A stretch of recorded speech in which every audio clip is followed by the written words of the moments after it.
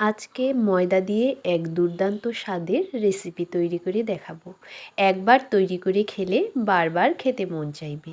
এতটাই নরম হয় যে মুখে দিলেই মিলিয়ে যাবে। এটা আপনারা সকালের জলখাবারেও তৈরি করে নিতে পারেন, অথবা টিফিনেও কিন্তু এভাবে তৈরি করে দেওয়া যায়। তৈরি করা খুবই সহজ এবং খুব কম সময়েই তৈরি হয়ে যায়। তো চলুন দেখে নেওয়া যাক কিভাবে তৈরি করি। প্রথমে এখানে একটি কড়াই নিয়েছি, তার মধ্যে দিয়ে দিচ্ছি কিছুটা পরিমাণে তেল। তেলটাকে প্রথমে গরম করে নেব। তেল গরম হয়ে যাওয়ার পর হাফ চামচ পরিমাণ গোটা জিরে দিয়ে দিলাম। জিরেটাকে একটু ভেজে নেব। জিরে ভাজা হয়ে যাওয়ার পর দিয়ে দেব কুচিয়ে নেওয়া বাঁধাকপি। বাঁধাকপিটাকে একটু বেশ ভালো করে কুচিয়ে নিয়েছি। এবার দিয়ে দিলাম গ্রেট করে রাখা একটি গাজর। এবার এর মধ্যে দিয়ে দিচ্ছি বিনসটাকেও ছোট ছোট করে টুকরো করে নিয়েছি, তা দিয়ে দিলাম। আর দিয়ে দিচ্ছি কাঁচা লঙ্কা কুচি। এবার বেশ ভালো করে সবজিগুলোকে একটু ভেজে নিতে হবে।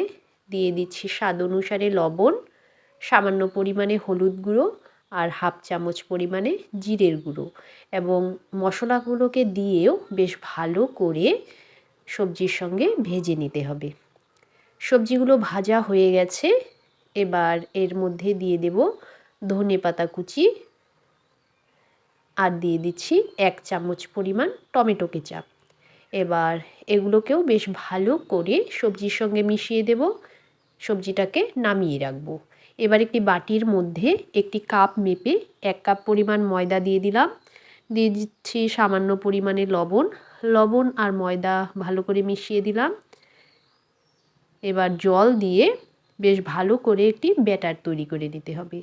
যে কাপ মেপে আমি ময়দা নিয়েছিলাম সেই কাপ মেপেই 1 কাপ পরিমাণ জল দিয়ে দিলাম। বেশ ভালো করে একটি ব্যাটার তৈরি করে নিচ্ছি। ময়দার মধ্যে যেন কোনো গুটি ভাব না থাকে। এখানে কিন্তু আপনারা ময়দার পরিবর্তে আটাও ব্যবহার করতে পারেন। দেখুন ময়দার ঘনত্বটা ঠিক এভাবে হবে। এবার ভাজার জন্য একটি ফ্রাইং প্যান নিয়েছি, এর মধ্যে সামান্য তেল দিয়ে দিলাম। তেলটাকে বেশ ভালো করে ব্রাশ করে নিচ্ছি। তাওয়া গরম হয়ে যাওয়ার পর একটি হাতার সাহায্যে 1 হাতা ব্যাটার ঢেলে দিলাম। এবার তাওয়াটাকে ধরে একটু ঘুরিয়ে নিচ্ছি। যে সবজিটা তৈরি করে রেখেছিলাম সেই সবজিটা ওপরে এভাবে দিয়ে দেব। একবার তৈরি করে খাবেন, খুবই কিন্তু অসাধারণ হয়। আর কিছুই নয়, এবার পাটিসাপটা পিঠা যেমন রোল করি ঠিক সেভাবেই রোল করে নেব। খুব সহজেই কিন্তু রোল হয়ে যাচ্ছে। এটাকে রোল করে নিলাম। এটাকে কিন্তু তেল দিয়ে ভাজা যাবে, তাই এবার একটু এর মধ্যে তেল দিয়ে এটাকে ভেজে নিচ্ছি।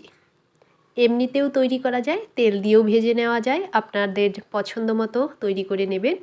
এটাকে আমি তেল দিয়ে ভেজে নিচ্ছি।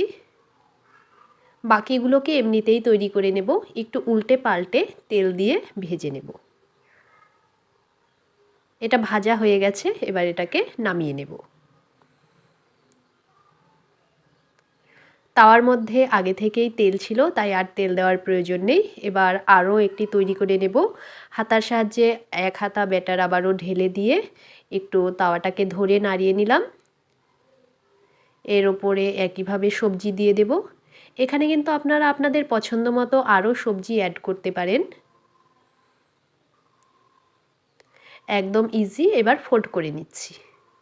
এটাকে কিন্তু আমি আর তেল দিয়ে ভাজবো না, এমনিতেই দু সাইড একটু সেঁকে নেব। এটাও রেডি হয়ে গেছে, এটাকেও নামিয়ে নেব। একইভাবে সবগুলোকেই তৈরি করে নেব।